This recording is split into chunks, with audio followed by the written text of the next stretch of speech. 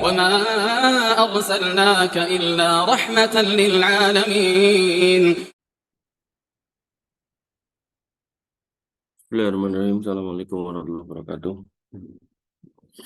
Alhamdulillah, waskurulillah, wa la hawla wa la quwwata illa billah, salatu wassalamu ala rasulillah wa ala alihi wa sahbihi wa mawala. Wa nifidina azani Allah wa iyyakum. Alhamdulillah, puji syukur kepada Allah Subhanahu wa taala yang masih memberikan nikmat kepada kita sehingga kita bisa berkumpul lagi dalam rangka untuk mempelajari agama ini agar memantapkan iman kita pada agama ini. Karena ya tak kenal maka tak sayang. Maka tentu dengan kita belajar agama, diharapkan kita akan makin yakin dengan agama kita.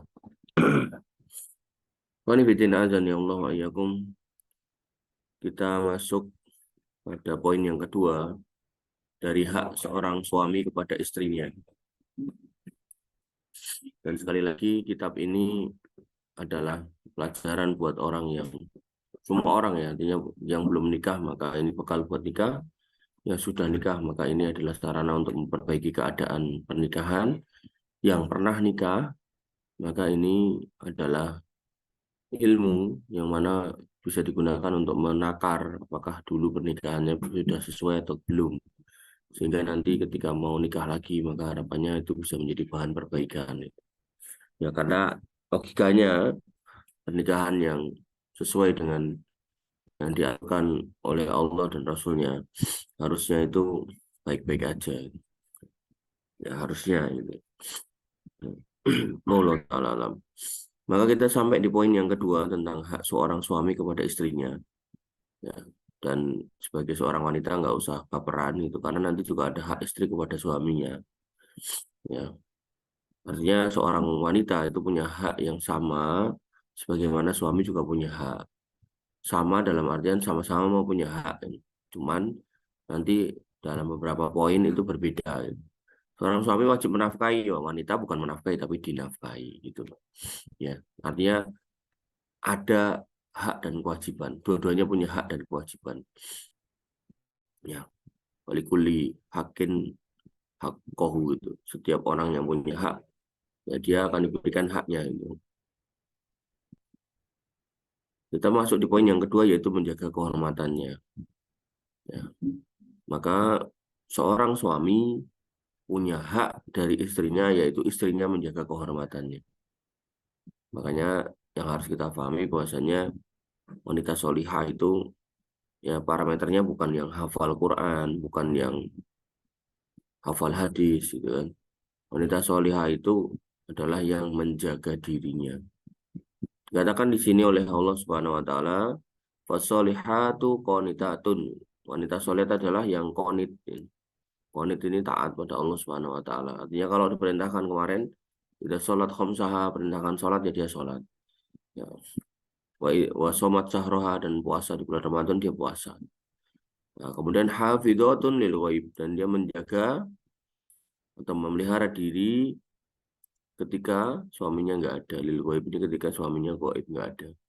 Baru kerja kah, baru safar kah, baru dinas kah, baru ketemu orang kah.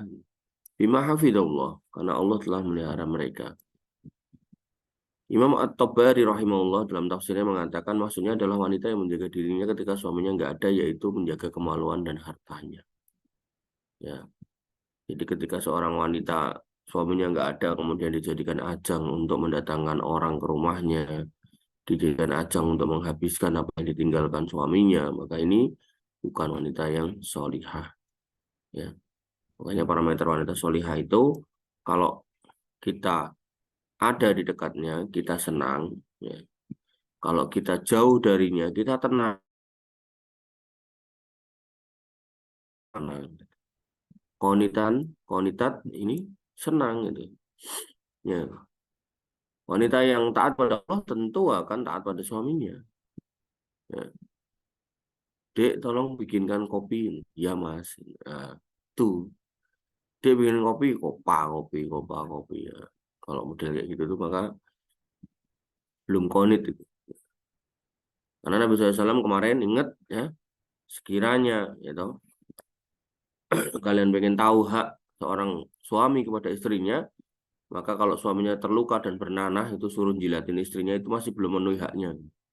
Ya, sebesar itu hak seorang suami. Nanti dalam hadis yang lain, sekiranya boleh seorang manusia itu sujud kepada manusia yang lain, maka aku akan perintahkan istri itu sujud kepada suaminya gitu. Ya. Nah kok kayak gitu kan? Agar tatanan itu tertib gitu loh. Kalau tatanan tertib enak. Gitu. Tapi kalau wanita ini ya toh, kemudian eh, ibarat kuda atau sapi tali kekangnya lepas gitu kan, itu bisa nyeruduk kemana-mana gitu, bisa bedal kemana-mana gitu. Maka wanita ini perlu ada yang megang. Siapa yang megang? Ya, suaminya ini. Kalau belum nikah siapa? Bapaknya ini. Kalau bapaknya nggak ada siapa? Kakaknya ini. Maka kita yang punya adik lah perempuan atau punya saudara perempuan, kakak perempuan itu sebenarnya pada akhirnya kita itu bertanggung jawab atas mereka. Ya. Jadi jangan santai-santai, bro, gitu kan. Nanti kalau kamu punya kakak, mentang-mentang sekarang kakaknya udah punya suami. Nanti kalau suaminya meninggal, mereka jadi janda, itu tanggung jawab adik laki-lakinya. Tanggung jawab nyari makan, tanggung jawab menjaga, gitu loh. Tanggung jawab memastikan mereka baik-baik aja. Gitu. Apalagi itu adik kita. Nah, maka beruntung kalau kemudian kakak atau adik kita sudah nikah dan masih ada suaminya. Maka jangan diajak berantem suaminya. Nanti kalau sampai dicerai, ya kan, nah repot sendiri kita. Ya. Wanifidina azani Allah wa yakum. Maka ini yang harus kita tahu bahwasanya hak seorang suami atas istrinya adalah istrinya menjaga kehormatannya, nggak gampangan. Ya, dan wanita solihah itu jaga diri. Baru sama tukang sayur ganteng dikit aja udah kemyek gitu kan. Baru ketemu sama tukang bakso kumisnya tebel dikit udah senyum-senyum sendiri nggak karu-karuan. Nah, hal-hal kayak gini nih harus kita jaga.